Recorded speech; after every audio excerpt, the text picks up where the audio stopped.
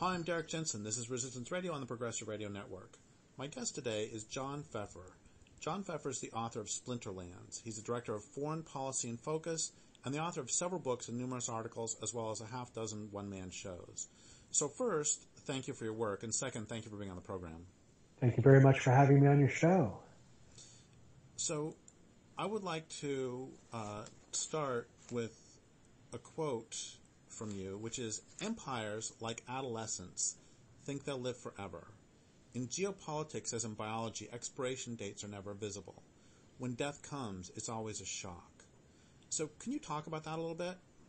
Sure. It was my observation that, when you're in the thick of it, when you're in the thick of an empire, you don't really expect that it will ever end, that it becomes the status quo, and the status quo seems to be elevated to the level of an eternal principle. If you're in the middle of the Roman Empire, well, the Roman Empire becomes this kind of unchangeable, ever developing, ever enlarging phenomenon, and you can't imagine that it will ever end, because of course your whole livelihood is connected to this empire. If you're an emperor or you're the lowliest member of the empire, you're connected in this kind of imperial fabric that seems never ending. But of course, in retrospect, you look back and not only do you see that these empires end, but you see the cracks, you see the inevitability of these empires collapsing. And you also see that they behave in the same kind of reckless manner that adolescents do, without regard to the future, without regard to their own safety. And they do so because in some sense they are under the impression that they will live forever. And because they'll live forever, they'll have 9 lives. They can make these mistakes. Nothing is irreparable. But of course, again, in retrospect, all of this becomes clear, as it becomes clear for adults looking back not only at their own adolescence and the crazy stuff they did back then, but when they look at their children or at other adolescents, and they perceive that this kind of mindset is so embedded, and it's very difficult from the outside to persuade either adolescents or empires that their recklessness is dangerous and that they do have an expiration date. Let's talk a little bit about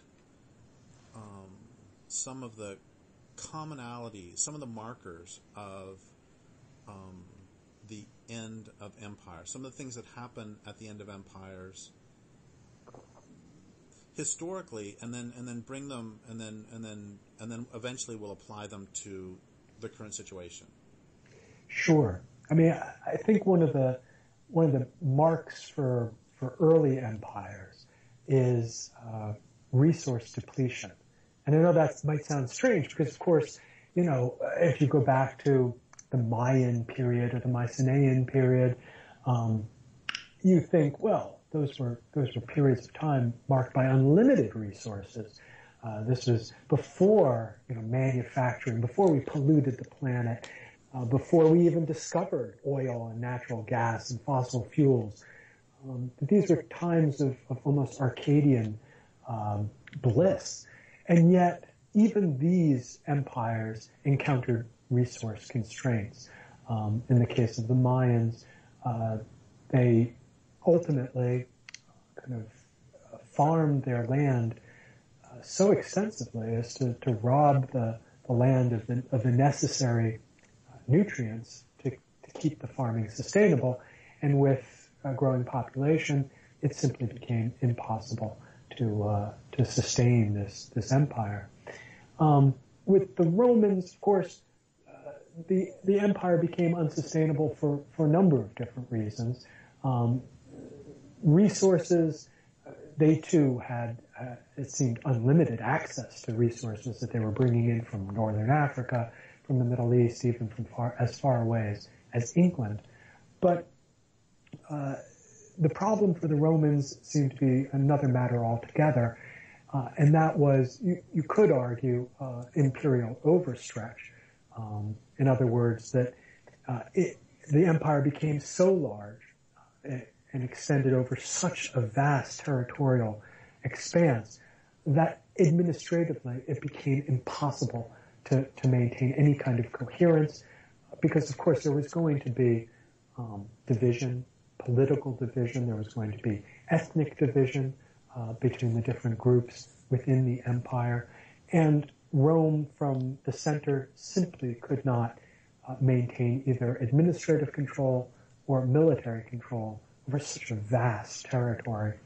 And then you could argue as well that that Rome was not sustainable economically because of the vast wealth that came to Rome and that was concentrated in the hands of the relative few. This, of course, was not a middle-class society. It was a society of great wealth, a few people in the middle ranks, and then a vast array of slaves and agricultural peons.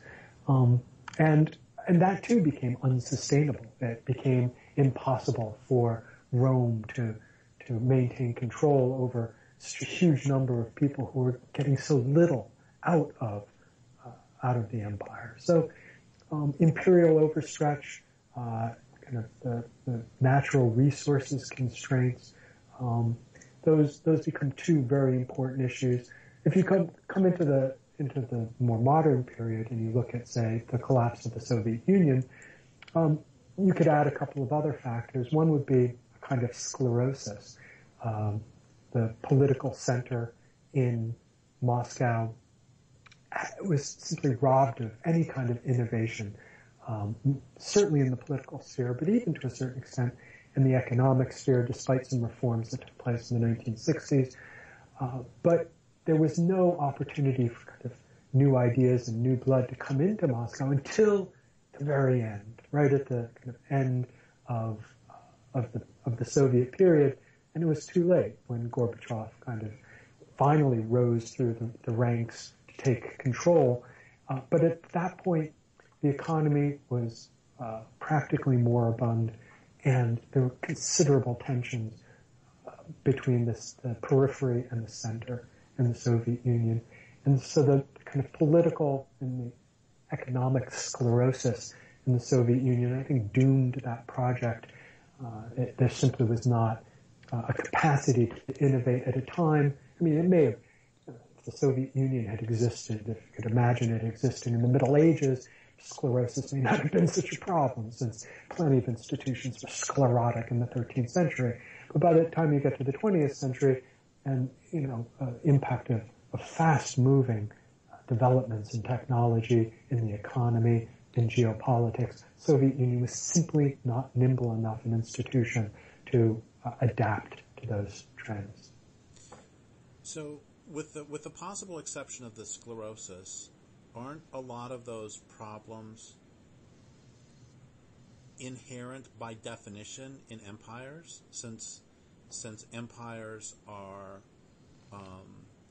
based on, by definition, an empire. Well, I'll back up. So, can you define empire for me, please? Sure. So it is difficult relatively to define empire because you have very different examples of it, and but generally you have a kind of hub and spoke relationship between the center and the periphery. The center, the administrative center, the economic center, the political center, basically controls the periphery, and the periphery is composed of some element of diversity. In other words, it's territorial diversity, ethnic diversity, religious diversity, economic diversity. And there has been some takeover, shall we say, of that periphery by the center in a kind of accretion process, whereby what started out as a relatively small, perhaps a nation state, or a relatively small territorial unit gets larger by absorbing greater swaths of territory, even while it maintains kind of hegemonic control over that territory. And that hegemonic control can be expressed in different ways, but for the most part, the decision-making takes place in the center, the decision-making on the key issues, the larger economic planning, foreign policy questions, military policy questions. It also might extend to cultural matters such as the imposition of a religion, for instance, or the imposition of linguistic conformity. So that, in some sense, is an empire. But if you look at, for instance, the development of France as a nation state, some of that development seems very imperial in its growth. That, in other words, I'm not talking about Algeria or more far-flung colonial possessions of France. I'm talking about the development of France as a nation state in the 18th century after the French Revolution, where the center in Paris establishes that kind of hegemonic control over a very diverse territory, including Provence and Bretagne and other aspects of other kind of ethnically distinct, linguistically distinct parts of the country. And yet, we tend not to consider France an empire, at least within its territorial confines, because we have defined the nation state a certain way after the 17th, 18th century, such that territorial contiguity and a kind of historical tradition, if you will, separates this kind of nation state that has hegemonic control from the center from a more far-flung empire with its hub and spoke arrangement. So the United States would not be considered an empire because it extracts resources from West Virginia, but it would be considered an empire for extracting resources from the Philippines. Mm. Is that kind of what you're saying? Exactly. Although even the relationship between the United States and its more far-flung partners, shall we say, is not strictly speaking an empire. I mean, generally people talk about it as a hegemonic relationship. In other words, for instance, the Philippines, even though we might be extracting raw materials from the Philippines, it has its own separate government, it has its own separate military and foreign policy and economic decision-making. Now, the reason why it's hegemonic, of course, is that hegemony is when the other country thinks it's independent, thinks it's functioning in an independent way, but in some sense is still operating within the confines of the imperial center or the hegemonic center. In other words, yes, of course, Philippines has its own separate government, but particularly at peak moments of the relationship between the United States and the Philippines is basically doing what the United States wants it to do, even though it has formal independence. But, if we use the term empire more loosely, we can see that the United States does have this hub and spoke relationship with its more far-flung allies around the world. So, I want to quote something else that you said that really fascinated me, which is just before all hell broke loose in 1914, of course you're referring to World War I, the world witnessed an unprecedented explosion of global trade at levels that would not be seen again until the 1980s. Just before the Nazis took over in 1932, Germans in the Weimar Republic were enjoying an extraordinary blossoming of cultural and political liberalism. Just before the Soviet Union imploded in 1991, Soviet scholars were pointing proudly to rising rates of intermarriage among the many nationalities of the Federation as a sign of ever greater social cohesion. So, that paragraph strikes me as just extraordinarily fascinating. And what does it mean? Well, it's a good question. I mean, I put it in there because I wanted to suggest, with the United States at least, that we were seeing a kind of an embrace of economic globalization, an embrace of liberal values, an embrace of internationalism represented by the United Nations or by, say, the Paris Accord on climate change, that, in other words, the United States seemed to be, in our period, coming to the end of the Obama administration, its 2 terms, it seemed to be on this kind of inevitable movement forward in a broadly progressive. When I say progressive, I mean progressive almost in the 19th century term, understanding of the term, not progressive in, say, the American 1990s sense of the word. And that's why I include economic globalization in that. That this is a kind of a movement toward, if you will, almost toward world government, toward a world economy, toward a kind of all-pervasive liberal culture of tolerance and multiculturalism, etc. And I wrote this before the election of Donald Trump, the book Splinterlands, but I was very concerned about what I saw as a strong backlash to all 3 of those trends, the economic, the cultural, and the political as well. A backlash against liberalism and liberal internationalism more generally. And this backlash, you could identify it kind of emerging perhaps first in Europe, especially in Eastern Europe, and a backlash against what many perceived as the failures of liberalism coming out of the 1989 revolutions, but spreading as well to Western Europe, and a backlash against the European Union and what the European Union represents in terms of economic globalization and cultural tolerance, and as well as kind of a spirit of regionalism or / internationalism. So the development of very strong Eurosceptic movements in France, in the UK, Netherlands, in places that you wouldn't necessarily expect there to be a backlash, because these are countries that either are doing quite well economically, in the case of the Netherlands, or countries that have been so inextricably connected to European integration, like France, that it was almost inconceivable to imagine that people wouldn't see their future as being with Europe more generally. But I was seeing that in the United States as well. In other words,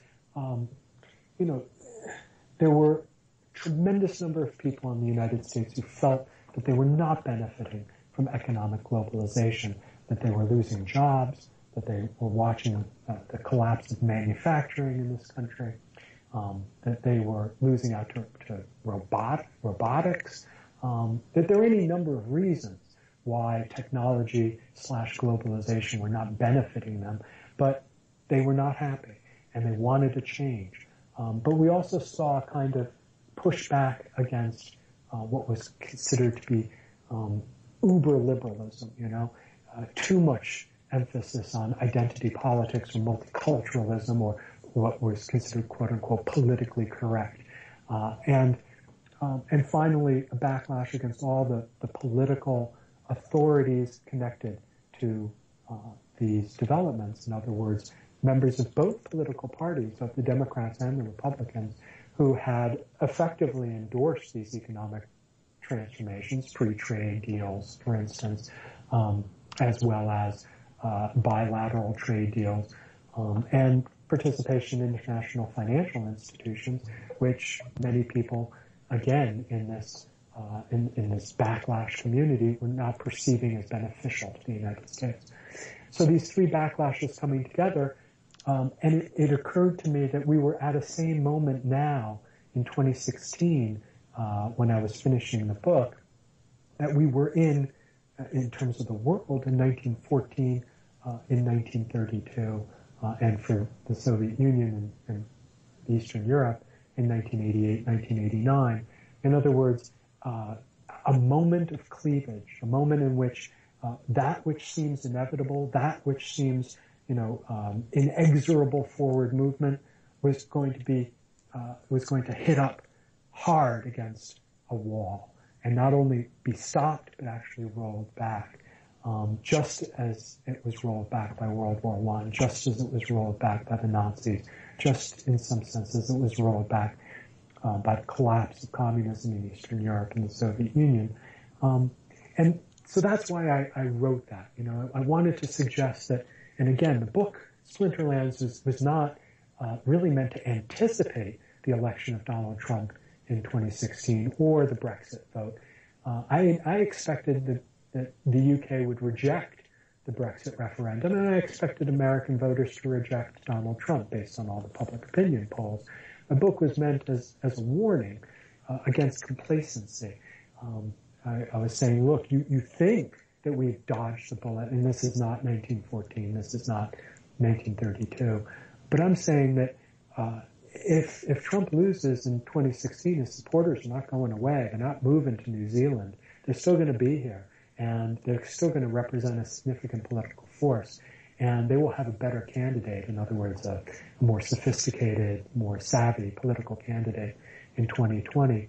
And if the UK manages to avoid this particular referendum, this sentiment isn't going away. And if it's not the UK, it'll be another country that has an exit referendum. So in both cases, the book, both for Europe and for the United States, the book Splinterlands was intended as a warning. Unless we here in the United States and in the EU change substantially the way our economies and politics function, unless we reach out to these communities that feel as if they have not benefited at all by economic and political changes, then we will inevitably experience that same kind of remarkable step backward as these earlier periods. You used a phrase a moment ago. You said something about hitting a wall. And do you remember using that phrase a moment ago? Yes. And what is the wall that what is the wall that was an analogy or metaphor for? Mm-hmm. Well, I mean, what's the physical and political wall? Well, the wall basically are people. I mean, if we go back to our discussion of empire, empires collapse because ultimately of people. I mean, it's either because people on the periphery or in the center say enough, and they resist, and they say this empire is not benefiting us, it's only benefiting a minority, or it's only benefiting the center, and it's not benefiting the periphery. Or in the case I had mentioned of the Mayans, there's simply too many people for the soil to support. So people, again, are the wall against which you run up against. And I would say that, here in the United States, what I would call the backlash community, the community that hasn't benefited from globalization, that their opinion, their political participation was activated in 2016 in ways that nobody anticipated. No one saw the wall because those people fundamentally did not show up in public opinion polls. They either did not participate or they didn't say what their true feelings were, or there just were vast numbers of people who didn't participate politically in the past, and they became politically active. And in so doing, they became the wall against which the Democratic Party, Hillary Clinton, but more generally, a kind of approach to a political economy collided with. So here's where it, for me, gets very muddy, because the goals of empire, the concentration of wealth, both at the center of empire and in the already powerful, is, I think many of us would agree, a bad thing. We don't want wealth to be concentrated we don't want the United States to steal from Angola, or to take it 100 years ago, we don't want the British Empire to steal from South Africa. And at the same time, much of this backlash is not only populist in a good sense, but also reactionary in a bad sense. Am I just throwing more mud out here, or does this make any sense? No, I mean, to give you an example, in order for free trade to work, according to the architects of free trade, I mean, they're not speaking from the point of view of wanting to concentrate wealth. In fact, their notion is that you promote free trade to encourage equilibrium. In other words, to bring the poorer countries and the poorer people within those countries up, in their standard of living. That's the free trade argument, but you can find it as well among developmental economists who might support an entirely different kind of economic arrangement, but they too will say, look, the concentration of wealth in the northern hemisphere is simply unsustainable, and folks in the southern hemisphere won't accept it, as well as kind of the south within the north, those communities that are impoverished within the northern hemisphere. And so we must construct an economy that benefits all. Well, that's all good and fine from either the free trade perspective or the developmental economics perspective. But if you're coming from a nation-state perspective and your goal is to lift up the poor within your country, regardless of what happens around the world, then you're going to support some economic policies which are not going to be quote unquote progressive, internationally speaking. They will come at the expense of, especially if you're supporting a kind of a zero-sum economic game. Now you can come at that and say, well, what we need to do is think creatively, can't think zero-sum. We have to think of ways of raising all the boats by raising the water. We have to think of win-win solutions whereby workers in the United States see benefits as well as workers in China, as well as workers in Bangladesh. But that's fine if you and I are having an academic conversation. It's quite another matter in the political realm where candidates are jousting for effect and trying to get votes. And you get votes within a nation-state context. You don't get votes according to academic arguments or in an international realm. And so I think that's where the waters get muddied. And you get these arguments, for instance, that would help American workers, but because of the way they're expressed in zero-sum terms, they would necessarily deprive, say, those sets of jobs that would stay in the United States from going, say, to Mexico or from going to another country. So I think that's where you have these challenges when you kind of are shifting between both the economic paradigms and you're shifting between the different levels of nation state or international level. And you mentioned that the academic argument that reminded me of the fascinating book How the Irish Became White.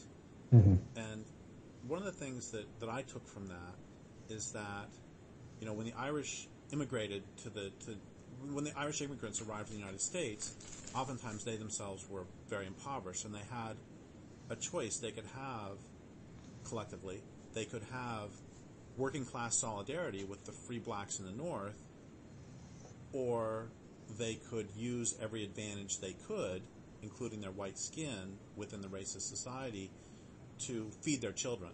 And when your children are starving to death, forget academic arguments, forget working class solidarity, I need a job. Yeah. And so it ends up sort of, it feels to me like there is just another layer of inevitability with this, with the, when you have suddenly workers in the United States are put, for whatever reason, into competition with workers in Vietnam, that creates another way of, I don't know how to finish the sentence. Mm-hmm. No, there's an kind of embedded conflict there. And, part of it, I would say, is just the kind of logic of a nation state. But on top of that, there's, of course, American exceptionalism. And American exceptionalism argues essentially that America has been blessed by God to prosper within the territorial confines of here in North America, and we, because of that, can basically ignore what other countries say. We can ignore international rules and regulations. That our exceptional status throughout history allows us effectively to be greedy, to be, to take as large a slice of the pie as we can grab. And there's exceptionalism light, which would be, say, Barack Obama or Bill Clinton. And then there's exceptionalism, the industrial strength variety, which would be Donald Trump and his America First. So I think that additional kind of quality. Most countries have some kind of exceptionalist tradition as part of their national mythos, but the United States is, of course, the largest, most powerful military, has the most powerful military in the world, and so our exceptionalism takes on an entirely different dimension. So there's two possible directions I want to go, and you can either choose one or the other or both in whatever order you want.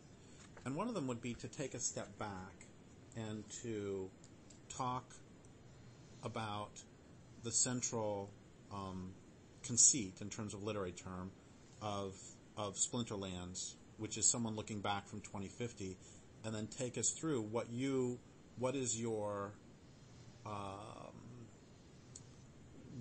the cautionary tale of Splinterlands? What is the forecast from that perspective? And the other one is just this delightful quote in the middle of Splinterlands, delightful just because it's really good, but not necessarily happy. I remember reading an article at the time that warned of a Goldilocks Apocalypse in which the world wouldn't end with a bang or whimper, but rather with a comfortable sigh of self-satisfaction. It was a wonderful line, by the way. And that, it turned out, was indeed the fate of the United States. Because it refused to engage in a more radical restructuring, it fell victim to the same splintering as the rest of the world. So, can you go either one of those directions or both? Yeah, well, I'll try to go in both directions, beginning with the quote. The idea of a Goldilocks apocalypse is definitely inspired by the Obama administration. And the Obama administration, like many administrations, came in with a lot of radical ideas and some radical support. Some of it, was immediately put into play with a pledge for disarmament, for instance, or the speech of kind of re-engaging with the Arab world in Cairo. And it seemed in many ways like a Gorbachev perestroika. That here you have this reformer coming from the outside, an unlikely person to make it through the thicket of American politics, and he gets to the top, and he really does want to restructure things in a radical way. But for a variety of reasons, which we won't go into, he's unable to do that. That perhaps because of his disposition, perhaps because of the forces that he confronts in Washington, he instead takes the middle ground. And the middle ground is, ordinarily the safe ground. But in certain circumstances, the middle ground is not the safe ground. Not when the edifice of your empire is teetering. The middle ground may prolong for, a year, couple of years, the collapse. But the middle ground is ineffectual in terms of, the kind of reforms that are needed to transform, in this case, the United States, into a sustainable and peaceful country cooperating in the world. So that's what I was thinking in terms of the Goldilocks apocalypse. For the book as a whole, as you said, the main character is looking backwards, and he's looking backwards at, from 2050 at the moments when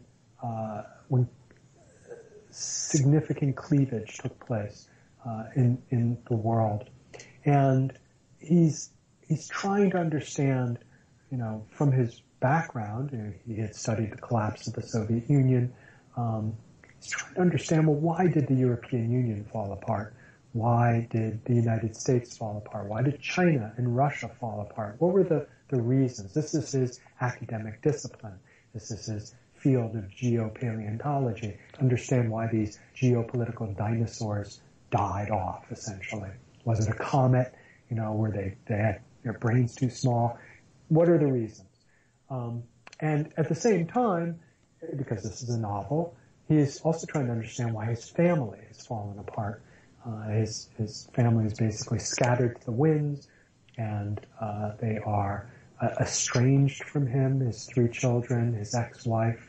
And so he embarks on this kind of double mission to understand why the world fell apart, to understand why his family fell apart. What is hinted at, but I don't really talk about it to any great extent, is the fate of the United States. I mean, I simply talk about the fact that the United States exists in name alone, but that basically Northern California and Vermont, New Hampshire, and different parts of the country have broken off and have become kind of autonomous regions. For me, this has been, and again, this goes back to the Goldilocks Apocalypse, this has been something inherent in the structure of the United States from the very beginning, that the federal concept, the notion of these states kind of ceding authority to a federal center, was deeply unpopular at the very beginning of the U.S., of American history, because, of course, the states didn't want to replace the King of England with some substitute in New York, Philadelphia, or Washington. And so they were reluctant to create anything but a confederation. And, of course, we governed under the Articles of Confederation. And for 7 years, it seemed like that was what was going to happen until the founding fathers called for a constitutional convention. And their point was to actually improve the Articles of Confederation, not to come up with a new constitution. But they did a kind of bait and switch. And lo and behold, we get a new constitution that dispenses with confederation altogether and instead creates a federal government, a federal structure. And so this tension between states and the federal center has been there since the beginning. Of course, it achieved its kind of worst moment during the Civil War in the middle of the 19th century. But even after that, it did not disappear. We continued to see the fight, the constant fight, expressed in different ways, whether it was the civil rights movement or on economic issues. And effectively, without a deep transformation of the United States and a kind of reordering of priorities and of the relationship between the states and the federal center, I'm arguing that this is kind of an inevitable path that the United States will go down, that it's not just a question of its global military footprint, which might become or is quickly becoming unsustainable for a variety of reasons, but it's even the territorial integrity of the United States itself. And in both cases, something much more considerable than in terms of transformation is needed than the kind of path of least resistance, the middle path that Barack Obama went down. So I'm going to read back one line to you again. You've mentioned transformation a couple times. This is a line from the Goldilocks paragraph. Because it refused to engage in a more radical restructuring, it fell victim to the same splintering as the rest of the world. And what would this more radical restructuring look like? Well, right now we talk about enormous economic, political, and cultural divide in this country. And some of it can be expressed in kind of states versus federal authority. Certainly that was the case during the Obama administration when there was considerable resistance in many states to, Obamacare, to Obama's positions on women's rights, and a whole raft of regulatory issues. But it's not just that. I mean, if you look at where the support for Donald Trump came from, you can identify a kind of, what I would call America B, a part of America that simply has not benefited, as I said earlier, from globalization. So any kind of transformation, I think, has to, first of all, address the profound economic inequality in this country and come up with programs that directly attack that. And it's not just a question of redistribution. It's not just a question of coming up with fair taxation, although that's part of it. I think it also has to be on the production side. I think there has to be a kind of a U.S. government commitment to the kind of jobs program that would lift up these disadvantaged part of the country, whether it's improving our infrastructure or improving our sustainable energy sector, however it's defined. So that's number one in terms of transformation. Number two, I think there does have to be a leader who is able to articulate the role the United States plays in the world, because at the moment we kind of have these two sterile options. One, the America First of Donald Trump, and the other a kind of American exceptionalism combined with liberal internationalism, which basically says the United States will kind of participate in these liberal economic and global developments as long as it advantages us, and if it doesn't, we won't participate. But we need a third category. We really do need a leader who can say, and not just a leader, of course, but an entire political movement that articulates a different role for the United States, that understands that cooperation internationally benefits the United States in very concrete ways, and that when we help others, we help ourselves. Absent that kind of a new role for the United States, which of course would require reductions in military spending, it would require us to kind of play well with others on a wide variety of international treaties like the law of the seas. Absent that kind of relationship, I think it will be difficult to do that first part, to have an effective economic program, because I do think the two are related.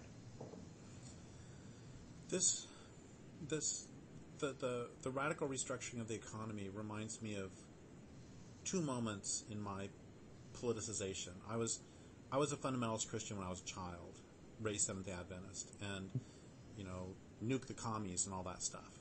Mm-hmm. And I started to get out of that during the Vietnam War. I was 11, 12, 13, and one of the things that got me out of it was reading this very short, basically a pamphlet called The $1 Trillion Rathole.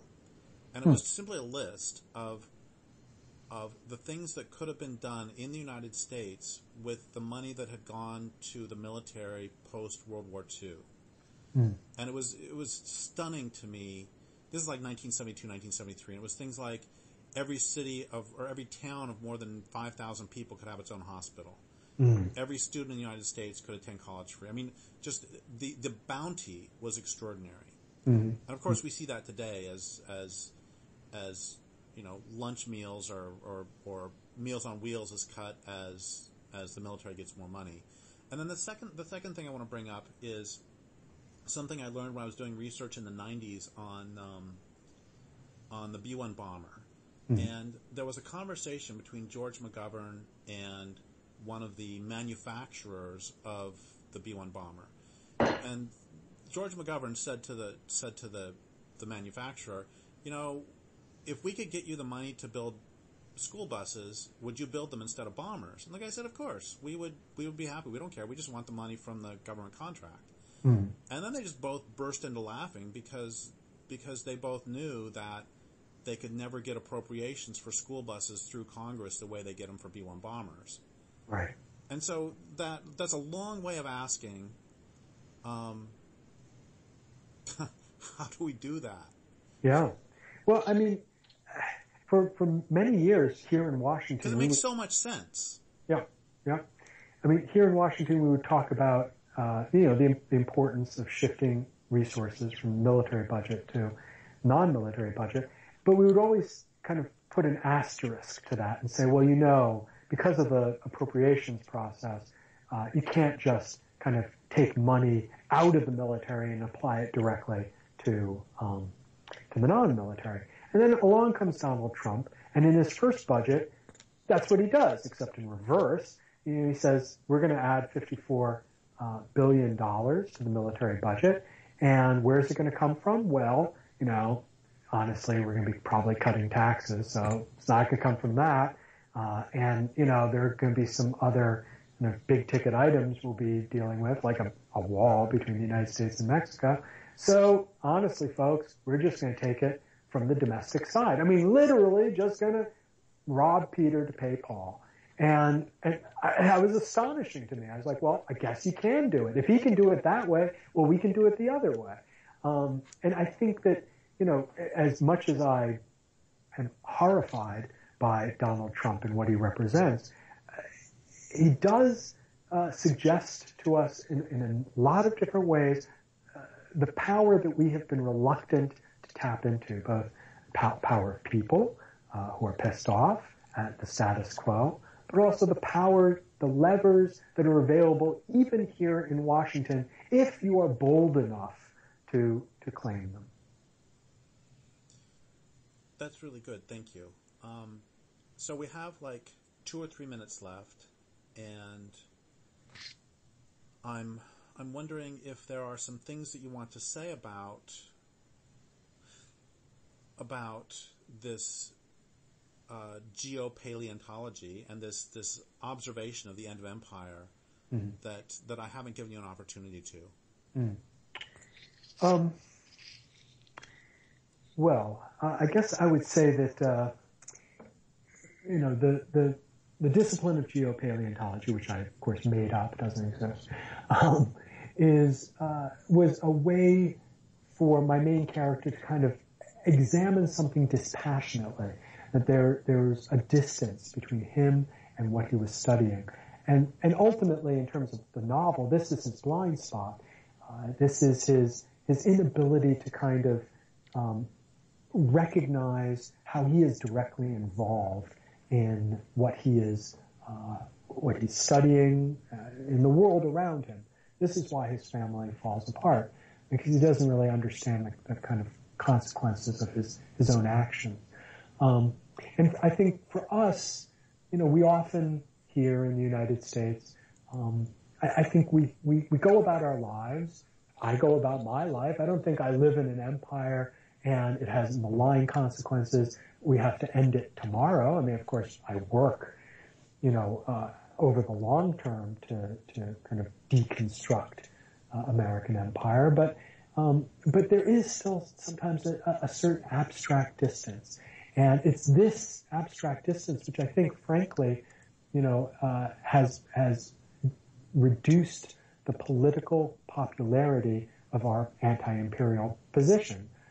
That even, Hillary Clinton was by no means anti-imperial, but when she was putting forward a foreign policy that was broadly internationalist, it was too abstract. She was too abstracted from what she was talking about. So from here on in, I think for us to make our case more effectively, we have to be deeply involved in the consequences of empire and telling the stories of people, not only in other countries, but here in the United States, who are not benefiting from this arrangement. And these stories have to be personal, they have to be authentic, they have to be specific, and they have to reach out to the heart, not just the head. If we can do that, and to a certain extent, I would say Donald Trump succeeded in doing that, although, many of his stories were fallacious, and much of what he reached out to were the hormones and not the heart. But he did make a direct connection to people.